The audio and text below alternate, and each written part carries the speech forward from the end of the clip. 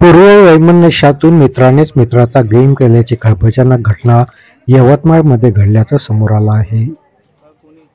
भर दिवसा 27 वर्षीय युवकाची निर्घृण हत्या झाल्याने यवतमाळ चांगलंच हादरलं.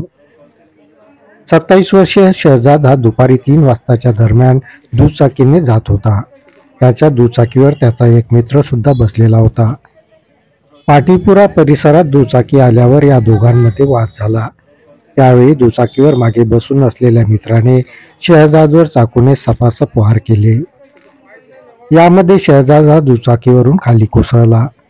मोठ्या प्रमाणात रक्तस्राव झाल्याने शहजादचा घटनास्थळावरच मृत्यू झाला.